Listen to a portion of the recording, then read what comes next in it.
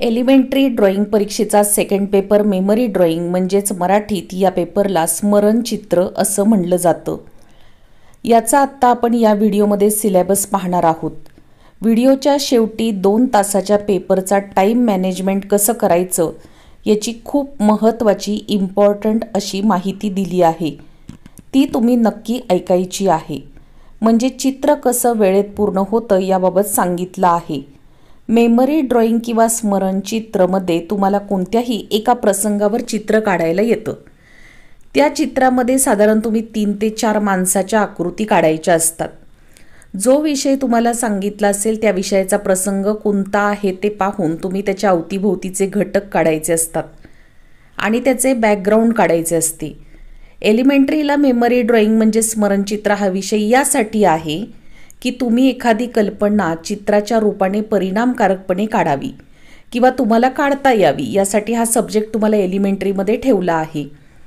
आता मी तुम्हाला सगळा सिलेबस सांगणारच आहे, पण त्यापूर्वी तुम्ही याच्यामध्ये कोणते कोणते कलर यूज करू शकता, यामध्ये तुम्ही colourful pencil, water colours, poster colours, oil wax, crayons, tube colours, pastel colour आणि वेगवेगळ्या कलरफुल इंक असं तुम्ही कोणतेही कलर तुम्हाला आवडतील ते स्वतंत्रपणे वापरू शकता। म्हणजे मेमरी ड्रॉइंग किंवा स्मरणचित्र काढताना या पेपरमध्ये एका प्रकारच्या कोणत्याही रंगांचा वापर जरी केला तरी चालेल किंवा अनेक कलर्स म्हणजे वेगवेगळ्या प्रकारचे अनेक कलर्स एकाच वेळी तुम्ही एकाच चित्रामध्ये यूज करू शकता। आत्तापर्यंत स्मरणचित्र म्हणजे मेमरी ड्रॉइंगला नेमके कोणते कोणते सब्जेक्ट येऊन गेले ते मी तुम्हाला सविस्तर सांगणारच आहे, त्यामुळे व्हिडिओ स्किप न करता शेवटपर्यंत पहा। तुम्हाला अशी चित्र काढायला सांगतात बघा, तुम्हाला परिसरातील दैनंदिन घटना म्हणजे तुमच्या अवतीभोवतीच्या घटना प्रसंग घडत असतात त्याविषयी तुम्हाला एखादं चित्र काढायला सांगतील किंवा फॅमिलीतील एखादं सेलिब्रेशन असेल असं तुम्हाला काढायला सांगतील। तुमची स्कूल, तुमचा वर्ग म्हणजे तुमचा क्लास, एखाद्या खेळातील प्रसंग, पर्यावरणाचे रक्षण, स्त्री पुरुष समानता, स्वच्छता, राष्ट्रीय एकता या विषयावर आधारित, त्यानंतर राष्ट्रीय धार्मिक सण म्हणजे फेस्टिवल, समारंभ म्हणजेच फेस्टिवल्स, अशा वेगवेगळ्या प्रकारचे विषय तुम्हाला दिले जातील। हे सगळं तुम्हाला यासाठी सांगत आहे की हे सगळे विषय जर तुम्हाला आधीच माहीत असतील तर त्याविषयी कल्पना करून तुम्ही ते चित्र त्यावेळी अचूक पद्धतीने काढू शकता। चित्रामध्ये तुमचा चित्र काढताना तुम्ही तुमच्या वेगवेगळ्या आयडिया वापरून चित्र काढायचं आहे आणि चित्र संपूर्ण कलरिंग करून झालं पाहिजे। अर्धवट राहिलेल्या चित्राला मार्क मिळत नाहीत। वेगवेगळ्या प्रकारचे उत्सव म्हणजे फेस्टिवल, मिरवणूक, यात्रा, दिंडी, गर्दीची ठिकाणे उदाहरणार्थ रेल्वे स्टेशन, बाजार, बगीचा, ग्रामसभा, स्थानिक कला, परंपरा, खेळ असे कोणत्याही प्रकारचे विषय तुम्हाला येऊ शकतात। हे चित्र काढताना लक्षात ठेवायचं की वातावरण निर्मिती होण्यासाठी तुम्ही चांगलं बॅकग्राऊंड काढायचं आहे। चित्र छोटं काढायचं नाही, पेपरला अनुसरून मोठं चित्र काढायचं आहे। या ठिकाणी चित्राची रचना स्वतःची असायला पाहिजे, म्हणजे स्वतःच्या आयडियानुसार हे चित्र काढायचे। कोणाचीही चित्राची कॉपी तुम्ही करायची नाही। चित्र काढल्यानंतर त्याला व्यवस्थित कलरिंग करायचं आहे। आत्तापर्यंतच्या परीक्षेला हे विषय म्हणजे सब्जेक्ट आले होते, ते विषय कोणते आले होते ते मी तुम्हाला सांगते बघा। पहिलं, माझा वाढदिवस साजरा करणारे आई, बाबा व ताई असा सब्जेक्ट आला होता। त्यानंतर प्रयोगशाळेत म्हणजे लॅबोरेटरीमध्ये एक्सपेरिमेंट करण्यामध्ये किंवा प्रयोग करण्यात मग्न असलेली 2 मुले आणि मुली असा सब्जेक्ट आला होता। रस्त्याच्या कडेने वृक्षरोपणासाठी एका ग्रामस्थाला मदत करणारी, ग्रामस्थाला म्हणजे एका माणसाला मदत करणारी 3 शाळकरी मुले म्हणजे शाळेतली मुलं आणि मुली असा विषय आला होता। तुम्हाला जर माहिती हवी असेल की आत्तापर्यंत मेमरी ड्रॉइंगला नेमके कोणते कोणते प्रश्न आले होते इथून मागच्या परीक्षेला, तर आता मी ते तुम्हाला सगळे ओळीने सांगते।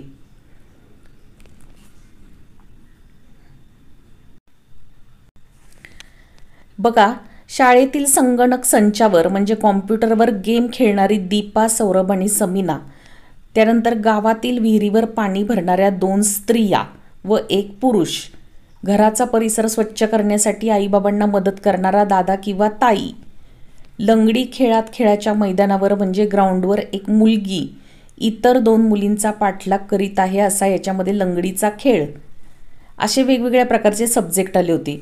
त्यानंतर स्कूल बसच्या प्रतीक्षेत म्हणजे स्कूल बसची वाट पाहण्यामध्ये रस्त्याच्या कडेला उभे असलेले बहीण भाऊ, त्यांना सोडायला आलेली आई किंवा बाबा, त्यानंतर शाळेतील एका मोठ्या झाडाखाली एकत्र बसून मधल्या सुट्टीत म्हणजेच लंच ब्रेकमध्ये जेवणाचा डबा खाण्याचा किंवा भोजनाचा आनंद घेणारे 4 शाळकरी मित्रमैत्रिणी म्हणजे शाळेतले मित्रमैत्रिणी, तुमचे जे काही फ्रेंड्स असतील ते, पावसात खेळणारी मुले मुली, त्यानंतर ST स्टँड किंवा रेल्वे स्टेशन स्वच्छता करणारे कर्मचारी, कोणताही आवडता भारतीय सण, आपल्या भारतामधला कोणताही तुम्हाला आवडणारा सण, हा सुद्धा सण म्हणजे फेस्टिवल किंवा उत्सव असा प्रश्नसुद्धा येऊ शकतो.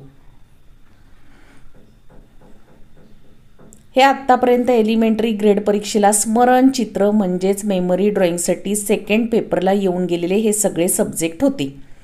आता या पेपरचा टाईम 2 आवर्स म्हणजे 2 तास असतो.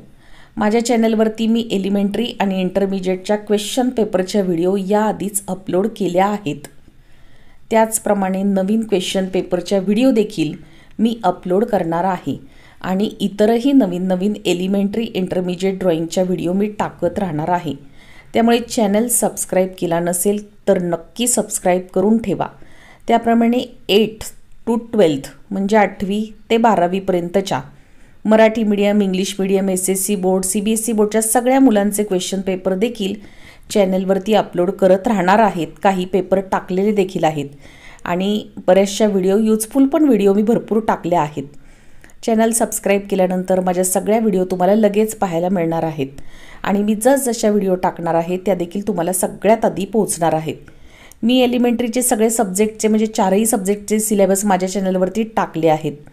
एक्झामनंतर 10th स्टँडर्डला नेमके तुम्हाला किती मार्क ड्रॉइंग एक्झामला मिळतात याचा सेपरेट व्हिडिओ चॅनलवरती अपलोड केलेला आहे. असे बरेचसे व्हिडिओ एलिमेंटरी आणि इंटरमिजिएट अपडेट, रिझल्ट डेट असे बरेचसे व्हिडिओ टाकत राहणार आहे. महत्त्वाची गोष्ट सांगायची म्हणजे एलिमेंटरी एक्झामच्या मेमरी ड्रॉइंगमध्ये म्हणजे स्मरणचित्रला एकूण टोटल 2 आवर्स म्हणजे 2 तास असा वेळ असतो. यामध्ये पहिल्या 10 मिनिट्समध्ये तुम्ही रफ स्केच करायचा आहे म्हणजे लाईट स्केच करायचा आहे.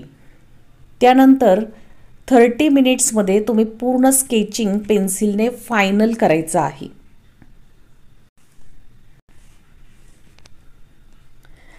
त्यानंतर 70 मिनिटचा बरोबर टाईम लावून तुम्ही ब्लॅक पेनने बॉर्डर आणि कलरिंग असं दोन्ही करून घ्यायचं आहे 70 मिनिटमध्ये. म्हणजे बघा साधारण या गोष्टीला 70 मिनिट्स लागतील आणि शेवटचे जे राहिलेले 10 मिनिट्स आहे त्याच्यामध्ये टचअप, फिनिशिंग, कलर ड्राय होण्यासाठी म्हणजे रंगकाम सुकण्यासाठी शेवटचे 10 मिनिट्स लागणार आहेत. म्हणजे पहा टोटल इथं झाले आहेत 120 मिनिट्स म्हणजेच 2 तास म्हणजे 2 आवर्स. अशा पद्धतीने जर तुम्ही टाईम मॅनेजमेंट केला आणि टाईम मॅनेजमेंटमध्ये जर तुम्ही हे सगळं पूर्ण केलं तर 2 तासामध्ये तुमचं ड्रॉइंग पूर्ण व्यवस्थित होणार आहे. ते अर्धवट राहणार नाही कारण अर्धवट राहिलेल्या ड्रॉइंगला तुम्हाला ग्राह्य म्हणजे तुमचे ड्रॉइंग जे आहे ते ग्राह्य धरले जात नाही. महत्त्वाची या व्हिडिओमधली इम्पॉर्टंट अशी टिप आहे ही की तुम्ही अर्धवट ड्रॉइंग सोडायचं नाही आहे आणि कसं तुम्ही टाईम मॅनेजमेंट करून 2 तासामध्ये तुम्ही ते चित्र जे आहे तुमचं ड्रॉइंग आहे ते कंप्लीट कसं करायचं आहे ते मी तुम्हाला टाईम कसा करायचा ते सांगितलेलं आहे. त्याप्रमाणेच करायचं आहे म्हणजे चित्र व्यवस्थित पूर्ण होतं. आता व्हिडिओ जर आवडला असेल तर लाईक करा. लाईक केल्यानंतर हाईपचं बटन आहे ते हाईपचं बटन देखील दाबून मला सहकार्य करा. धन्यवाद.